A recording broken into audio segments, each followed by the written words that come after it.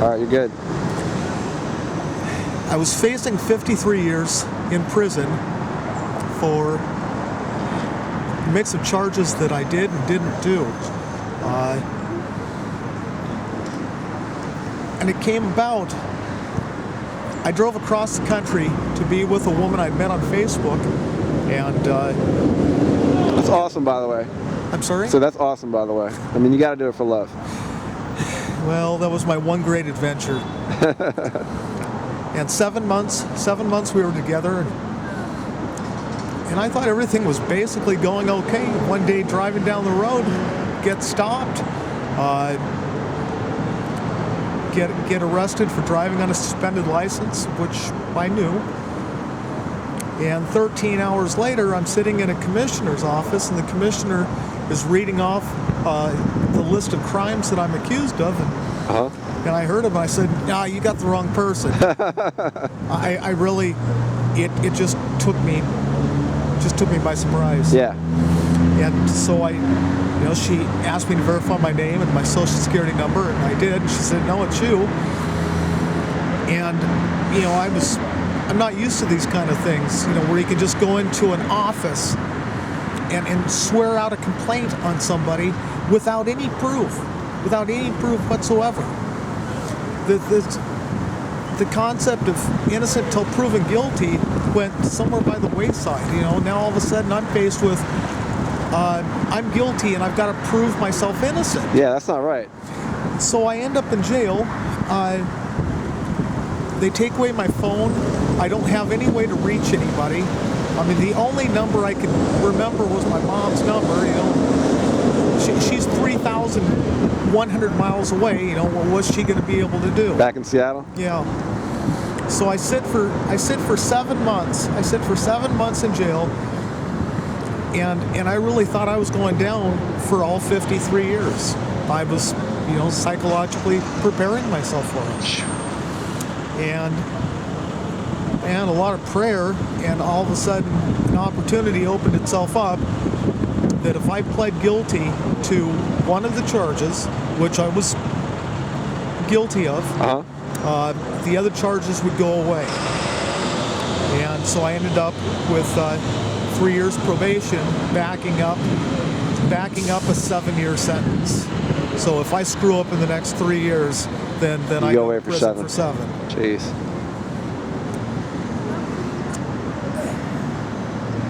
And the whole, I left everything in Seattle. I left everything I had. I got rid of everything I had except what I could carry in my pickup truck. Absolutely, yeah. So what I have in my pickup truck is everything I own in the world. Well, once I got arrested and end up in jail,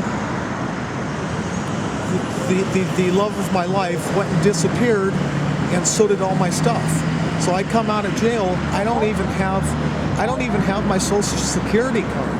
I don't have anything except that the clothes that they arrested me in. And the police when they arrested me,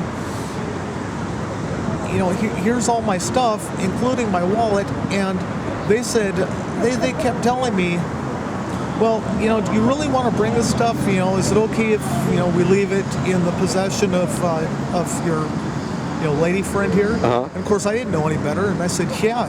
You thought she was on your side, right? Yes. Yeah.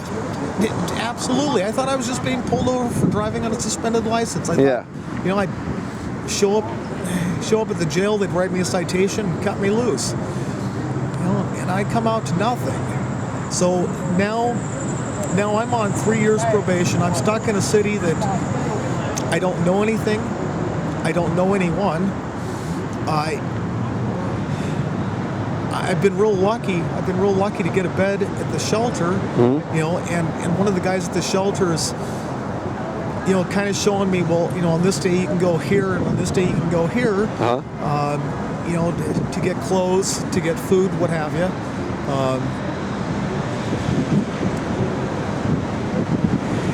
Put in for a transfer with my probation officer, so that I can get back home. Where at least I stand a chance of being able to rebuild my life, because I don't really see the possibility here. So you have zero resources here, but at home you said you have family, right? Yeah. So Yeah. tell me a little about your family at home. What could they do to be helping you right now? How could you be helping them? It's a bureaucracy waiting game. There's my mom and my brother, and they're both willing to chip in and buy me some sort of ticket to get home, To get you train, home. automobile, whatever it is, to get me home. My brother owns his own business, so he can put me to work. That's good.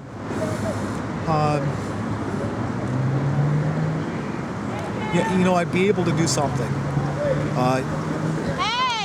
But here, it's simply a matter of waiting. I've got to get my Social Security card. I've got to get. Well, they said my birth certificate. I'm going to try for my ID.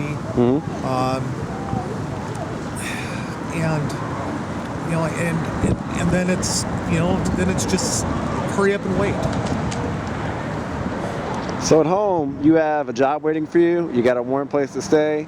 You've got, guaranteed meals every single day. You have the basic human needs that, every person on this earth, it should be the right, the right to having your needs met should be just, your God-given right. It's not something you should take for granted.